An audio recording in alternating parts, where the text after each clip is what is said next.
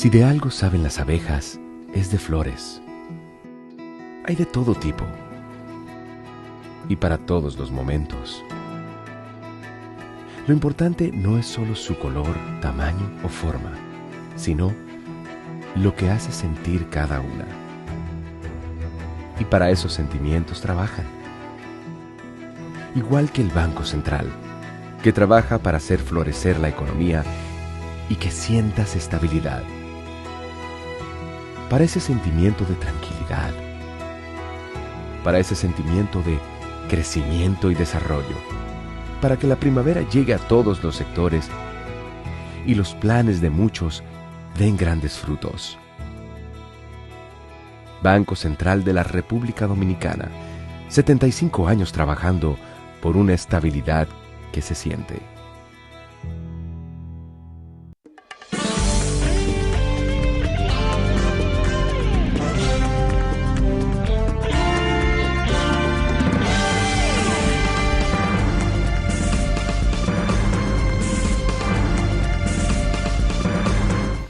Muy buenas tardes, amables televidentes. Bienvenidos a su cita diaria, crepuscular y nocturna en Teleimpacto, que es al final de la tarde despidiendo el sol o comenzando la noche. Ponga su caridad en buenas manos. Apoye el Patronato de Lucha contra el Cáncer de Villa González Incorporado. 809-443-8010. También el Hogar Escuela Santo Domingo Sabi. Espacio para formar jóvenes en alto riesgo.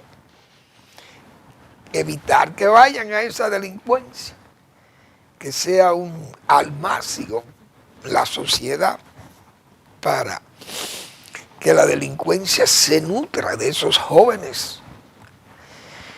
Muchas veces, o la mayoría de las veces, osados y creen que se pueden llevar el mundo por delante y asumen ese papel de riesgo. Del tugurio al cementerio o del tugurio a la cárcel. Y aquí los salesianos le buscan ese espacio ciudadano, hacerlos ciudadanos útiles al país. Avenida Independencia, esquina Gregorio Luperón, en Santo Domingo. Bien, vamos a ver los precios del cacao principalmente. El cacao va muy bien, 5.779 dólares la tonelada, 5.779 dólares. ¡Qué impulso! Parece que el cacao puede remontar por encima de los 6.000 dólares la tonelada, o sea que iría muy bien, ya va en 5.770, casi 80.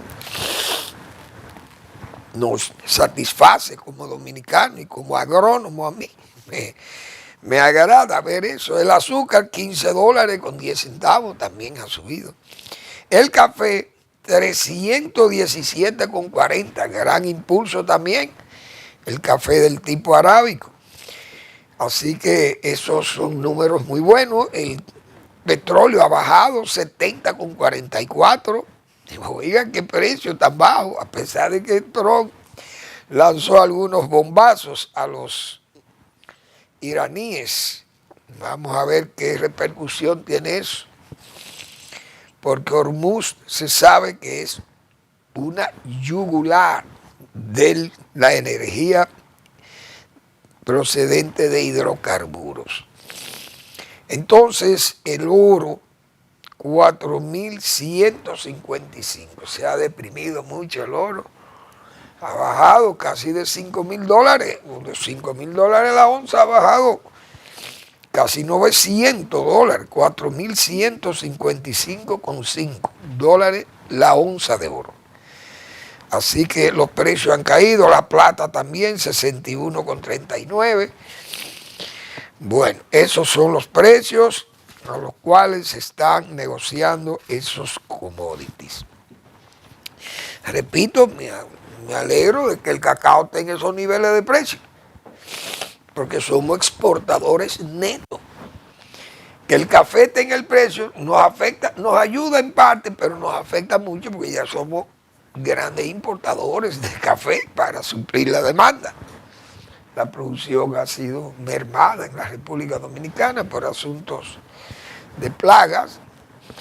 Y también, ¿por qué no? Hay descuido de las autoridades, no de estas solas, sino de todas las autoridades que han entendido que ese cultivo, al ser deficitario por el asunto de plagas y precios que a veces se deprimen, no le da la importancia o la sostenibilidad necesaria, y entonces viene el desencanto, se caen las fincas, y fomentar ese cultivo no es fácil. Son cultivos muy caros fomentarlos. Rehabilitarlos también es costoso.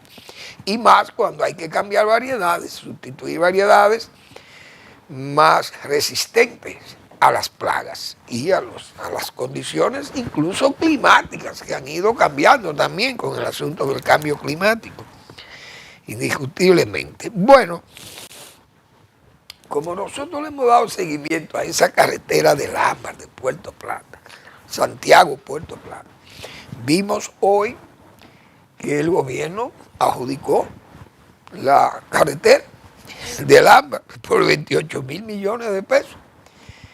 Costaría ese tramo, porque no es una carretera del otro mundo, pero es una carretera cara, porque en montañas. 28 mil millones de pesos, según las informaciones suministradas por el señor Paliza. Ha obtenido el contrato, el consorcio Autopista del Ámbar. No sabemos quiénes son los jefes de ese consorcio, quiénes son los principales accionistas. 28 mil millones de pesos. Ha sido adjudicada, muy bien. Ahora, creo que son alrededor de 30 kilómetros, no sé. Esa carretera, decíamos nosotros, fíjense como uno preocupado, porque no quisiera que eso fuera a terminar ahí en una discordia y un problema regional, un problema socioambiental regional. Hay que ver la reacción de los ambientalistas, de la Iglesia Católica de la zona, que han presentado, hemos dicho, presentó resistencia a ese proyecto. Vamos a ver qué pasa. Hemos hablado nosotros de las debilidades de esa montaña, de esa septentrional, frágil, pero también nacen ríos importantes. Yo pensé, digo, a veces uno, hablando de esos temas, piensa nada más en el lado sur de la septentrional, que es el lado que no pertenece a los que estamos de ese lado, valga la redundancia. Pero en el lado norte de esa septentrional salen unos ríos importantes que desembocan allá en el Atlántico, porque el río Bajabonico nace en la septentrional. ¿Y dónde descarga sus aguas? Allá en el Atlántico. Pero el río Yaroa y el Yásica, que están allá en el norte también. Y el Yásica es un río importante. Yo recuerdo un proyecto ahí, un proyecto agrario, que fuimos una vez con Balaguer y entregamos unas viviendas ahí en Yásica, en el proyecto habitacional del proyecto agrario de Yásica. Creo que fueron como 40 viviendas que entregamos con Joaquín Balaguer a parceleros, completando las viviendas, pues ya el poblado estaba hecho allí, dentro del proyecto.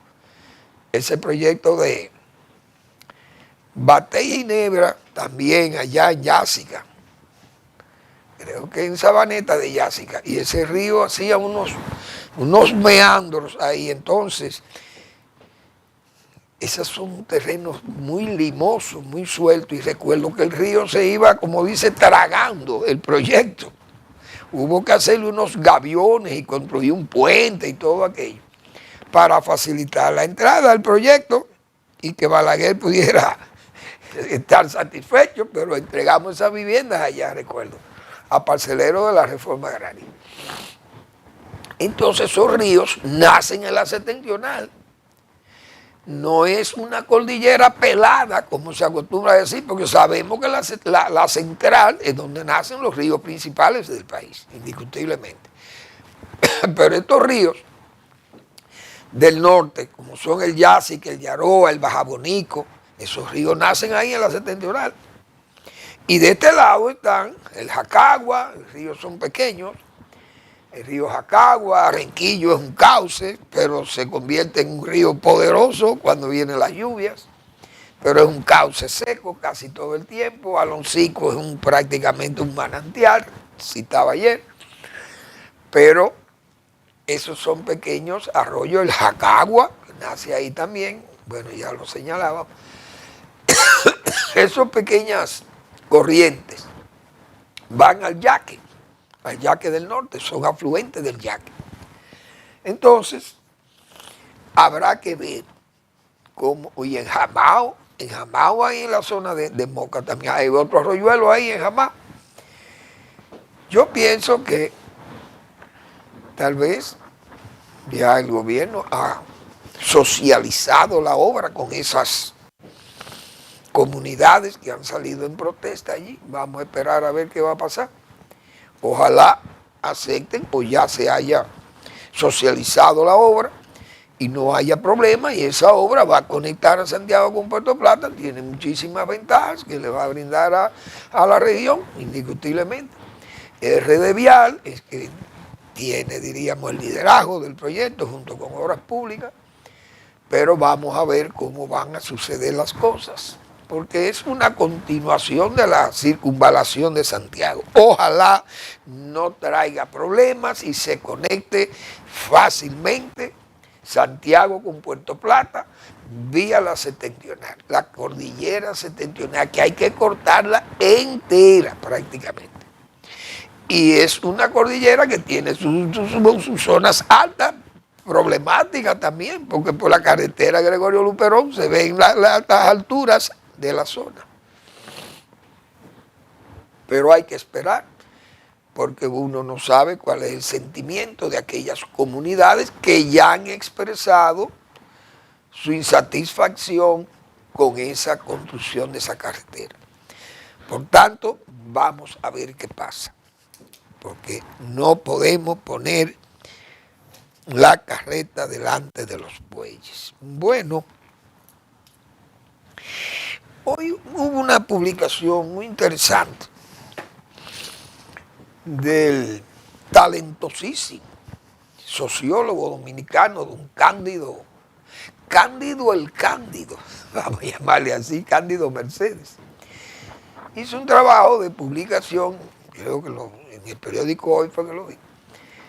Hace un listado de todos los muertos por intercambio de disparos de la Policía Nacional en los últimos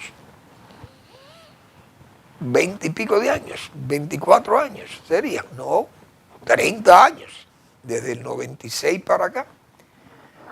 Es decir, los 4 años de Leonel Fernández más los 8 años más de Leonel Fernández, 12 años.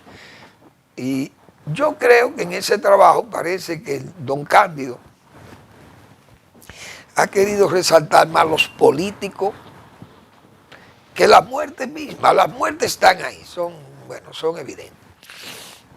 Pero él le ha dado un matiz en el mismo periódico. Le da el matiz político, es decir, en el gobierno de Leonel Fernández fue que más mataron, no tienen calidad ni fuerza moral para hablar de muertes violentas por intercambio de disparos con la policía. Y los números son los números, si no lo han distorsionado, son los números. Y en el gobierno de Leonel Fernández supera a todos los demás en más de 300 por año de los jóvenes y adultos o adultos mayores fusilados por la Policía Nacional. Ahora, incluso vi que los números más bajos son en tiempo del gobierno de Danilo Medina. 8 años, 100 y pico por año terminaba. Muy bien.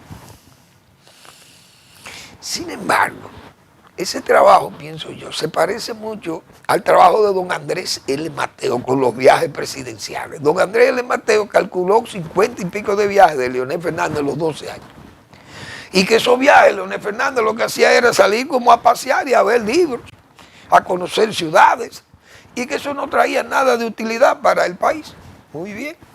Pero resulta que don Luis Abinader, que es el candidato de él y que fue el jefe de él, después de ganar el poder, entonces Luis ha salido más casi 60 veces en menos de 5 años, superando ampliamente los viajes de Leonel Fernández, pero esos viajes el señor Andrés L. Mateo no los comenta. Son excelentes, son viajes buenos. Siempre hemos criticado esa actitud de don Andrés L. Mateo. Parece que don Cándido, digo yo, su trabajo debió estar acompañado de algo muy importante. Porque ese trabajo, visto así, le falta una estadística que es aquel rosario de fichas que tenían estos jóvenes, no se publican ya. Ya la policía tiene un intercambio de disparos, pero no publica como antes, que le publicaban ese rosario, como se dice, de hechos criminales o de delitos que tenían los que caían abatidos por la policía. Porque por lo menos la policía, a muchos de esos que mató, le publicaban esas fichas policiales. Ahora lo matan, pero no le publican las fichas policiales, parece que está prohibido. Bueno, en intercambio de disparos cayeron 2 jóvenes en tal barrio. Muy bien. La policía, para cuidarse en salud, le publicaba una lista. Y no podían tener la misma lista para todo el mundo, como pasaba antes en este país, cuando a usted le querían acusar de un crimen o de un hecho delictuoso con armas de fuego, siempre le ponían la misma arma, con el número limado, para que no se supiera que era la misma arma, pero era la misma arma. Con la numeración limada, entonces usted andaba con un porte ilegal de arma de fuego y ya usted era un problema, pero era un cargo político, porque se usaba eso como cargo político. Esta vez se publicaba, repito, cuando caía un elemento de esto. ¿Por qué? Porque esas fichas policiales daban evidencia si el tipo era un delincuente o no, porque después de todo no quiere decir que la policía tenga que matar a una gente que se entregue, que le levante los brazos, aunque pasara con un arma y él arroja su arma. Y la policía lo que tiene que hacer es detenerlo, que lo ejecutaba. Pero no es lo mismo ejecutar a un inocente como este jovencito que mató a la policía, que ejecutar a un tipo con una ficha de 40 robos, 30 robos, 24 asesinatos, 10 robos y violaciones de niñas y todo. O sea, cuando la policía mata un elemento así, y la gente, la sociedad conoce el modus vivendi de ese delincuente. No es lo mismo usted matar a una persona con una ficha de 10 o 15 delitos graves que usted matar a un inocente como esto. O los 5 que mataron en Santiago, 4, no recuerdo ahí, con el peluquero, apellido Valerio. Entonces muchos de estos muertos es gente que son gente como aquellos, incluso los evangélicos que fueron eliminados ahí en Villa Altagracia. No es lo mismo usted matar a una pareja de jóvenes evangélicos que usted matar a Bebe Leche, porque ese es el problema, que en este país, yo recuerdo que yo he hecho muchas veces el cuento de Bebe Leche. Bebe Leche era un delincuente que nació en San Cristóbal. Entonces, su mamá vivió en San Cristóbal. Bebe Leche no robaba en San Cristóbal, robaba aquí, en Santo Domingo, pero vivía en Villa Altagracia. Bebe Leche robaba, atracaba, hacía su delito aquí y se enfriaba, como se dice, cuando llegaba a Villa Altagracia y llevaba allí comidas, arroz, le llevaba una lata de aceite a los vecinos, el vecindario, un hombre que está trabajando en la capital y trae de esto y le regala a los pobres, al pobre vecindario donde él se desempeñaba y vive, pero era su escondite. Cuando la policía mató a Bebe Leche, su madre probablemente en San Cristóbal dijo que ese era su hijo querido y que ese es un hijo bueno que ella tenía, Bebe Leche.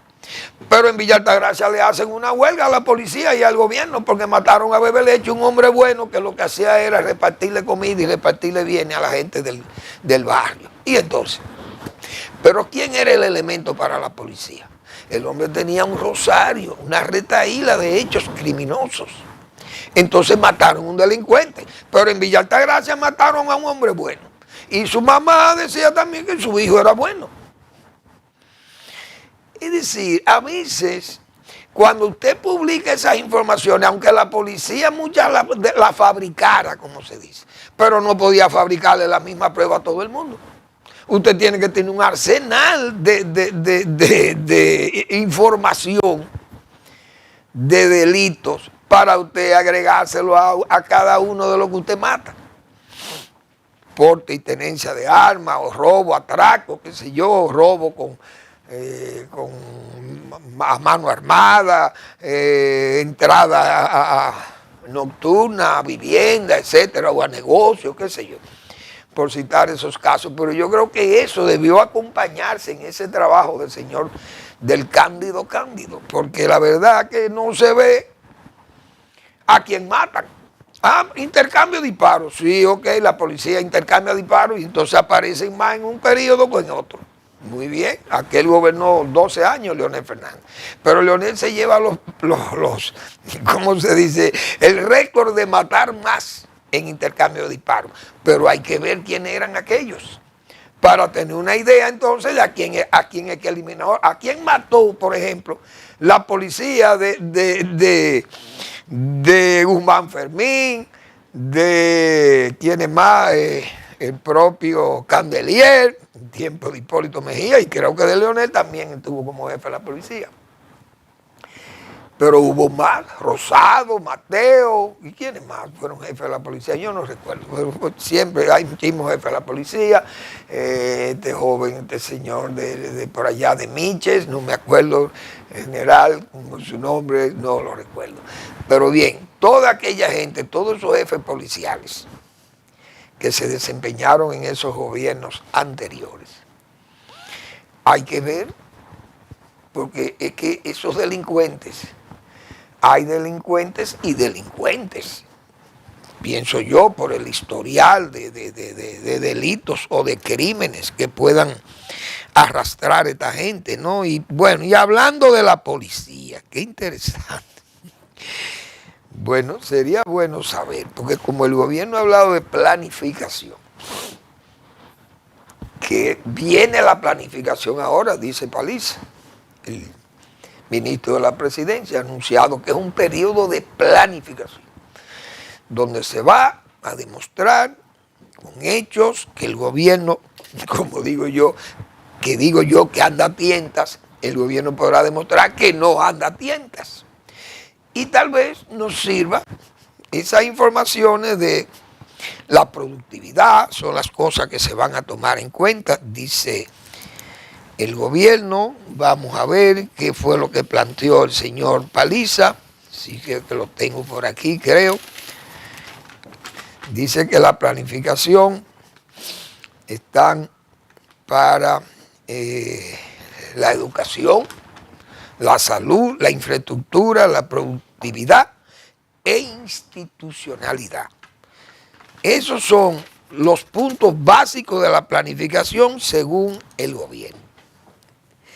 Educación, salud. Fíjense que ayer señalamos repetíamos lo que decía el PLD de 88 centros hospitalarios en malas condiciones. 5 años después que vamos a planificar eso, hemos dicho aquí, este gobierno anda a tientas. Educación está en los planes de priorización.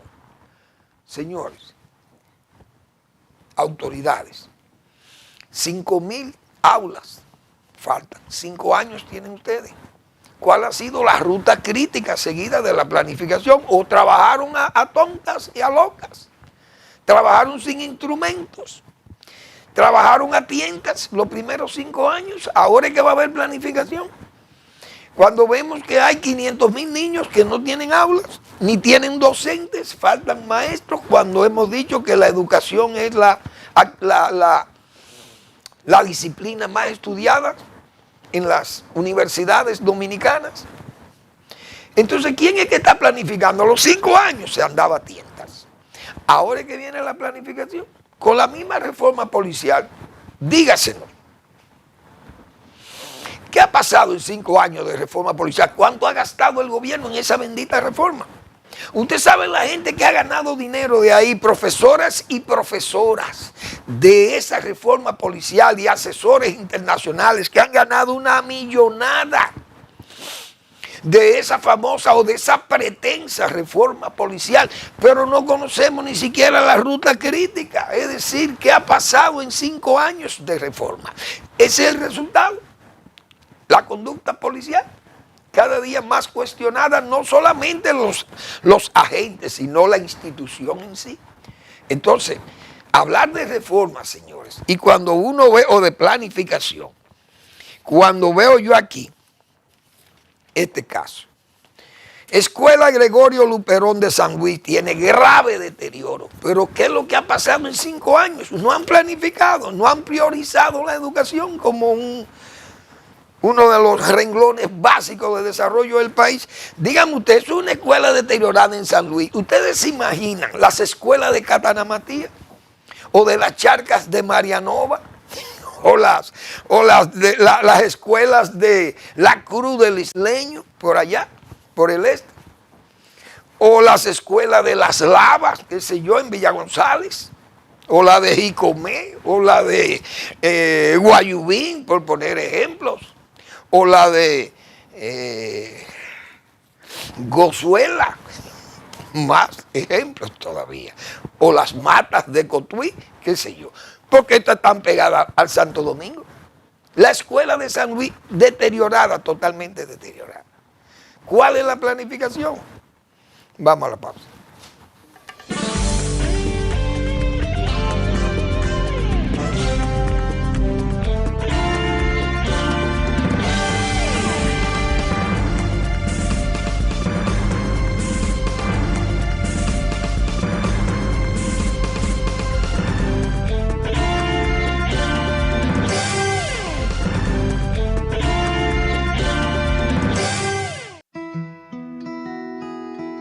Si de algo saben las abejas, es de flores. Hay de todo tipo y para todos los momentos. Lo importante no es solo su color, tamaño o forma, sino lo que hace sentir cada una. Y para esos sentimientos trabajan. Igual que el Banco Central, que trabaja para hacer florecer la economía y que sientas estabilidad. Para ese sentimiento de tranquilidad, para ese sentimiento de crecimiento y desarrollo, para que la primavera llegue a todos los sectores y los planes de muchos den grandes frutos. Banco Central de la República Dominicana, 75 años trabajando por una estabilidad que se siente.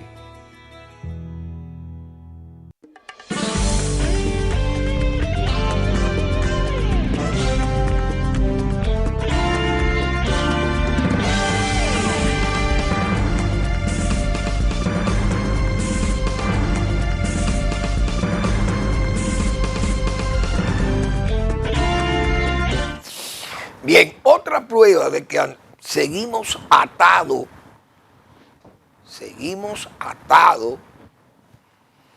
a la improvisación es una nota que yo veo hoy aquí. Llueven solicitudes de evaluación sísmica a la ONESP, que es la oficina de evaluaciones, que la dirige el ingeniero Leonardo Reyes Madera, uno de los profesionales más competentes aquí en esa materia. La ONESP, que es la Oficina Nacional de Evaluación Sísmica y Vulnerabilidad de Infraestructuras y Edificaciones, ONESP, ha recibido 127 solicitudes de evaluación estructural provenientes del sector privado. Ahora, ¿dónde está aquella comisión que nombró el propio presidente de la República cuando la desgracia del paso a desnivel de ahí de la Máximo Gómez con 27 de febrero? Se nombró una comisión evaluadora de la infraestructura oficial. Imagínense, estas son solicitudes del sector privado que llegan a la UNESPI. Imagínense, la del sector público no aparece, no la hacen, bueno, no se atreven. ¿Y dónde está el cosmólogo? Aquel señor que sabe de todo, que fue nombrado jefe de esa comisión para evaluar las infraestructuras. ¿Dónde están los informes? Ninguno, no aparecen porque no se planifica, todo es promesas y andar a tientas. Entonces, atados, como hemos dicho, a las mismas debilidades, atados a ese andar a tientas, que no se puede, hay que pensar, hay que priorizar. Por ejemplo, tantas veces hemos hablado nosotros aquí, las obras complementarias de la presa de Monte Grande, que ya yo neseo con eso, pero es una zona, una región que tiene más de 500, 600 mil dominicanos atrapados en proyectos de vivienda no construida y de canales, proyectos de canales, incluso borrados de sus diseños, o proyectos de riego amplio con su parcelación para asentamiento de los parceleros y la aplicación de la ley de cuota parte. O también la conducción por vía de gravedad, enviar el agua al acueducto del suroeste, 3 provincias, Independencia, Bauruco y Barahona. Y entonces, comunidades atrapadas en la pobreza. ¿Quién es que planifica? El agua potable se planifica.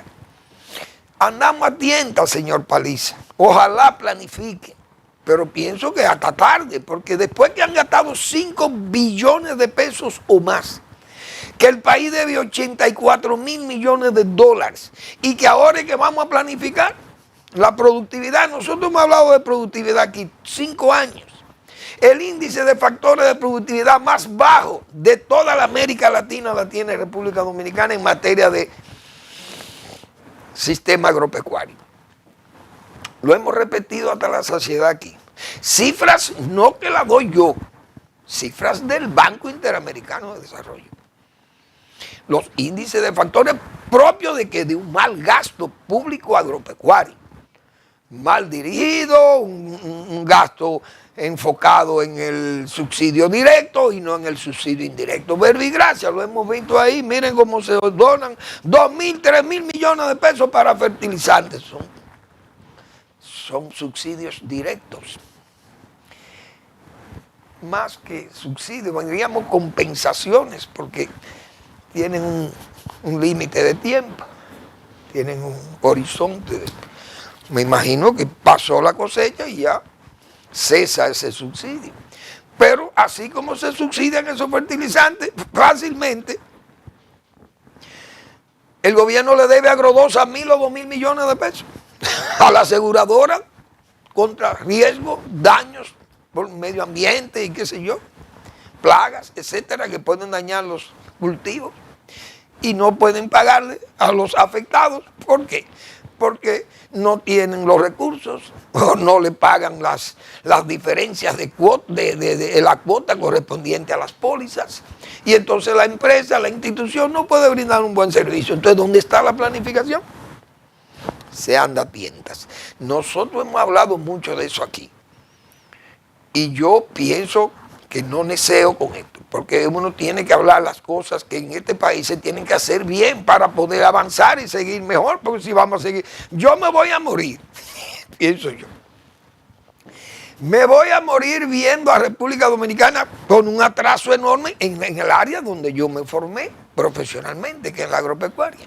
Hay muchos productores que están avanzados, excelente, muy bien, con un esfuerzo muy propio. Y he destacado en ese caso, por ejemplo, ese gremio que se llama Junta Agroempresarial Dominicana.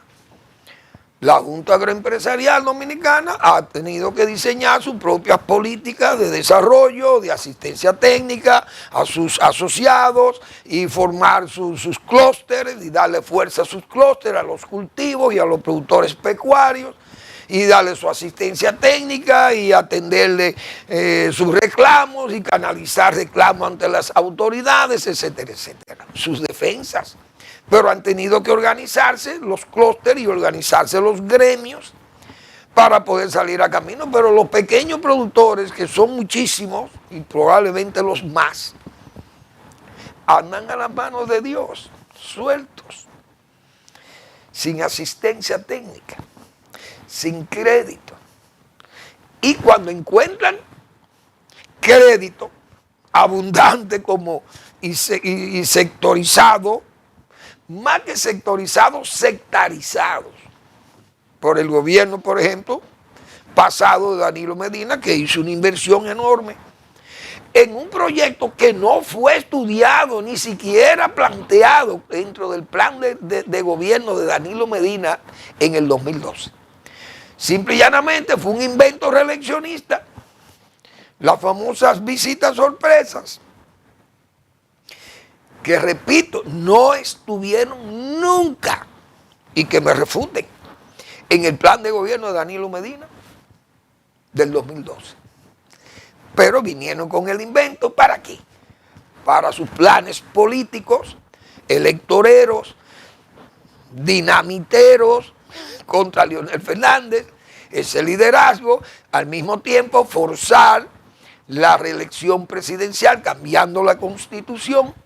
Y usaron esto de ariete, ese programa donde invirtieron más de 60.000 millones de pesos según las autoridades actuales, que tampoco han sido auditados, ni se sabe quién pagó, porque uno sabe y dijimos, eso no tiene retorno, decíamos aquí, y muchas veces dijimos, esas no son visitas sorpresas, son visitas furtivas, planificadas, planeadas, y más, que el interés era electorero.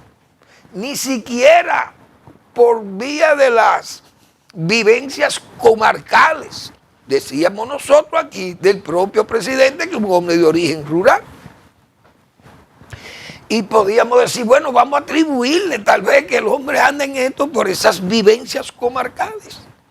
No, simple y llanamente un proyecto político, electorero, reeleccionista, y así fue. Y lo vimos ahí. ¿Cuál fue el resultado? Asistencia técnica, cero.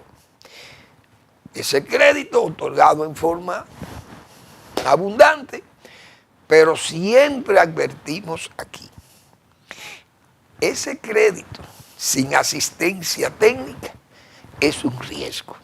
Hoy no se puede hablar de retorno, de recuperación de esos dineros, ni siquiera invertidos, sino dados, donados, en forma alegre, con fines de obtener el voto rural y justificar su reelección, porque el presidente de la República presentó la escenografía del área donde iba, brincando hasta charquitos, y esas imágenes llegaban incluso hasta el Vaticano. A Roma llegaron esas imágenes. El presidente de la República Dominicana saltando charquitos los domingos, sacrificando sus domingos familiares. Sus horas de familia las sacrificaba el presidente y las llevaba al campo, sacrificando ese tiempo familiar, repito. Y aquellas imágenes se presentaban en Roma, en la FAO, y hasta en el Vaticano el Papa Francisco se motivó. ¿Pero qué trajo aquello? ¿Hubo algún avance en el índice de factores de productividad? Ninguno. Simple y llanamente, política. Así un plan, un proyecto, como fue el PATCA 2, que sí fue contemplado en el plan de gobierno, fue abandonado a su suerte. Se planeó un PATCA 2 de 30 millones de dólares y apenas se ejecutaron 6, porque el gobierno no dio la contrapartida al Banco Interamericano de Desarrollo. Ahora, si yo estoy hablando mentira, repito, que vengan los representantes de ese partido que gobernó en ese periodo y que me refuten, y yo le voy a seguir respondiendo. Pero es para que se vea que no hay un esfuerzo de planificación. Todo se hace con una mentalidad solamente electorera, del bono-voto, y así este gobierno ha seguido en eso. Yo creo que hasta peor. Es peor porque aquel por lo menos tenía política, algunas políticas agropecuarias. Pero este gobierno no ha tenido política agropecuaria porque lo que puso fue un inepto en agricultura, 5 años perdidos, montando una estructura de corrupción. Entonces se fue el agro a pique, porque no hay planificación. Entonces se habla de productividad ahora. Me imagino que esa productividad será para el área industrial, tal vez, que la plantea el ministro Paliza. Pero el área educativa, el área de salud, todas las áreas de servicio público andan muy mal, a tientas. Y si usted anda a tientas es porque no planifica o no revisa la ruta crítica de los proyectos que usted ejecuta. No se puede saber cómo van, porque no hay una evaluación. Pero ojalá, porque para que no se haga nada, es mejor que se anuncie. Por lo menos que se va a hacer, tal vez se pueden hacer. Por eso es que vemos hoy esos cacerolazos que nosotros aquí siempre hemos advertido, y decíamos hace un tiempo. El gobierno no se está dando cuenta que hay una suerte de murmullo sordo. Anda un murmullo.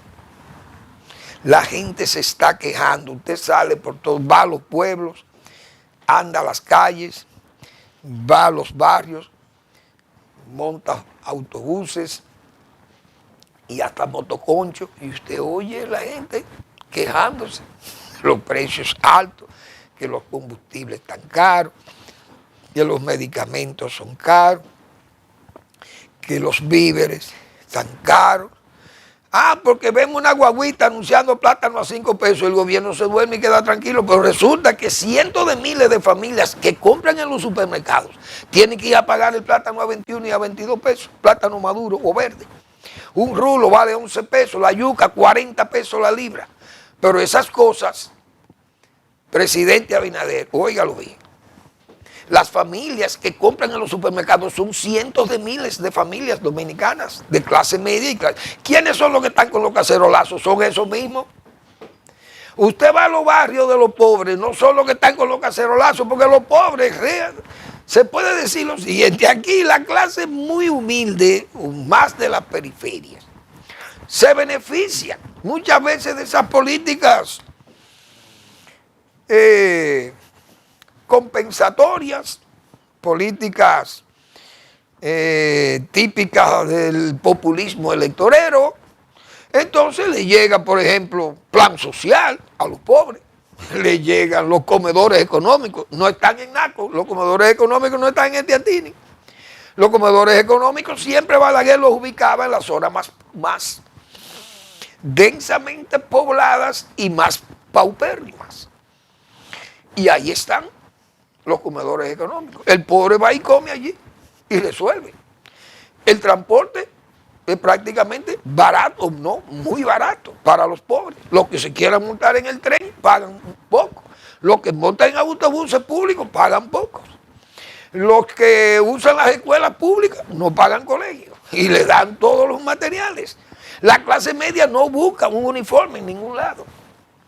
Pero a la hora de los cacerolazos, la clase media la que da el cacerolazo no son la clase de allá abajo. Porque, repito, el pobre recibe bono luz, bono gas, le dan muchísimas comida seca y comida cocinada, le regalan uniformes, libros, bolígrafos, todos los materiales educativos, bonos escolares. Por cada hijo que tiene hasta 1,000 pesos le dan. Explíqueme usted. Es decir, el pobre aquí, el pobre de solemnidad, el que vive, los ricos y los pobres viven bien aquí. Los que viven mal son la clase media que tiene que ir a pagar el plátano a 21 pesos en el supermercado. Porque el clase media no va a coger para el mercado de la Duarte a comprarle o va a bajar de un quinto, de un 10º piso a comprarle a un carretillero que está pasando por ahí.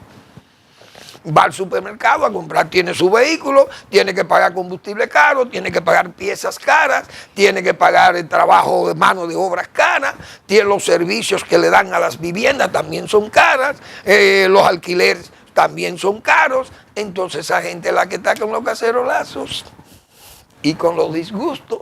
Súmele además entonces que hayan también decisiones de tipo penales, como ese código que ahora le trae otro problema al gobierno, porque tienen una mayoría congresual allí y están obligados a revisar puntos que son revisables, porque indiscutiblemente que hay zonas ahí que están oscuras en ese código, que tienen que ser revisadas, que si usted publica un video de alguien que lo acusan incluso de un crimen, y usted lo publica, ese tipo lo puede demandar a usted. ¿Y cómo es esto?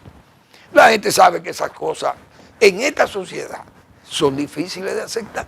El gobierno tiene que ponerle atención a esas cosas, o si no, le va a llover muchas calamidades, o de un momento a otro le va a estallar la ira popular. Y fíjense las conductas, así comienzan, cacerolazos, y luego viene el remolino callejero y la ebriedad en las zonas urbanas, principalmente por la alta crispación, más impuestos también en una reforma también manejada con una especie de fraude léxico, como hemos dicho. Entonces la gente se está disgustando y tienen que oír esa voz, ese murmullo y muchas veces hasta crítica de esas poblaciones. Vamos a la pausa.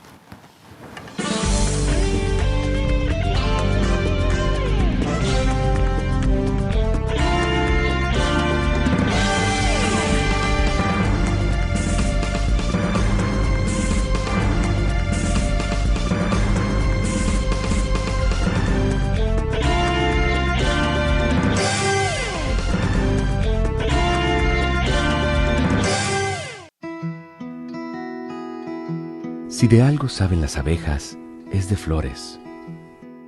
Hay de todo tipo y para todos los momentos. Lo importante no es solo su color, tamaño o forma, sino lo que hace sentir cada una. Y para esos sentimientos trabajan. Igual que el Banco Central, que trabaja para hacer florecer la economía y que sientas estabilidad. Para ese sentimiento de tranquilidad, para ese sentimiento de crecimiento y desarrollo, para que la primavera llegue a todos los sectores y los planes de muchos den grandes frutos. Banco Central de la República Dominicana, 75 años trabajando por una estabilidad que se siente.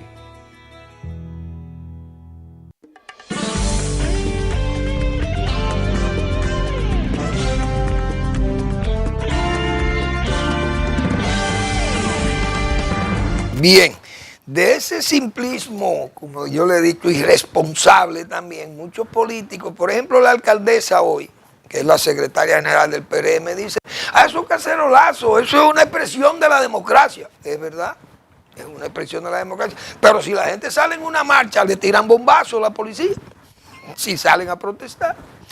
¿Saben por qué se lo eso? Porque la gente de clase media no sale a las calles. No hace remolino callejero, no es gente que sale a la calle, pero eso es una expresión de protesta. El cacerolazo, porque lo hace desde el interior de su casa. Ahí no va la policía a caerle a bombazo como lo hicieron a los agrónomos. Bueno, el PLD ha dicho que no, también en ese simplismo irresponsable, también con cierta desfachatez, vamos a llamar, dice el PLD, que la consulta que ellos quieren hacer no es para escoger el candidato, señores, déjense, que es para medir simpatías. Déjense de esa desfachatez y de ese eufemismo que nadie, ni la Junta se va a engañar con eso. Pongan su cosa clara. Van a escoger candidato, porque ahí hay disgustos internos que tienen ustedes que superar con eso. Pues gente que no quiere que eso se celebre ahora, sino cuando diga la fecha. Pues eso se llama entonces un simplismo irresponsable porque tiene desfachatez y al mismo tiempo por querer montar esa farsa ridícula como la que pasó en el 2019. Corrían su cosa en el PLD para que no fracase. Bueno, entonces, el doctor Marino Vinicio Castillo publica hoy, miércoles, publica su blog La Pregunta. Hora tremenda para la patria, la que nos espera. Hay que leer a Marino Vinicio Castillo con ese recto juicio de razón y de palabra. Bien, el Diario Libre publicó hoy, porque el Diario Libre es un periódico corporativo, hemos dicho aquí, responde a sus dueños. Ese aeropuerto de Bávaro ha traído muchos problemas porque es la competencia directa con el aeropuerto de Punta Cana. Y han traído unos especialistas, no hay un manual o mejor opción de gestión aeroportuaria, dicen ellos, defendiendo las posiciones jurídicas que aparentemente le han dado beneficio. Pero ellos trajeron esos especialistas y Manuel Fermín Cabral, que es abogado administrativista. Él dice aquí, Manuel, que le va a responder a esos abogados prestigiosísimos que trajo, parece que lo trae el periódico y esperamos que el periódico le dé publicación a lo que le respondan a estos especialistas en derecho aeroportuario, que son dos defensores del Punta Cana Aeropuerto, Diego González y Jaime Rodríguez Arana. Vamos a ver qué plantea Manuel, que es abogado, y que dice lo siguiente: impresionante el despliegue mediático de una entrecomillada obra doctrinal en torno al caso del Aeropuerto Internacional de Bávaro. Eso es un libro que ellos vinieron a poner aquí en circulación sobre esas decisiones jurídicas que se tomaron con ese aeropuerto. El descaro es lo más grande en todo esto, dice Manuel. Más adelante publicaré un análisis de cada una de las sentencias evacuadas a fin de que la comunidad jurídica pueda constatar las atrocidades jurídicas perpetradas por el gobierno y una parte de la jurisdicción contenciosa administrativa. O sea que hasta el gobierno está metido en esto. Barbaridades que dejan bien claro que la independencia judicial hay que ponerla en entredicho en este caso. Ahora supuestamente doctrinario. Vamos a divertirnos, dice Manuel Fermín y Cabral, abogado administrativista.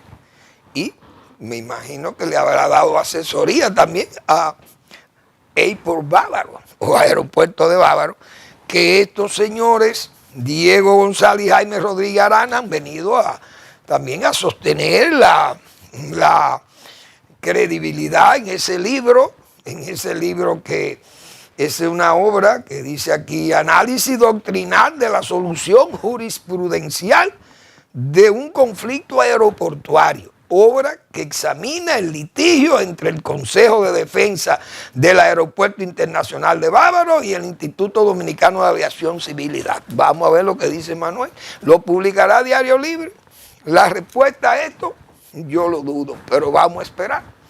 Tal vez el periódico, que es un periódico corporativo, responde a la gente que afectaría ese Aeropuerto Internacional de Bávaro. Vamos a ver qué dirá Manuel Fermín y Cabral sobre esta ponencia jurisprudencial sobre la administración de los aeropuertos, de un conflicto aeroportuario. Interesante este tema porque se ha debatido bastante sobre eso, y más esas decisiones judiciales que se ve que fueron muy complacientes, según Manuel. Vamos a esperar su respuesta, pero será interesante. Gracias por su atención. Nos vemos mañana en otra entrega de Al Final de la Tarde, Despidiendo el Sol o Comenzando la Noche.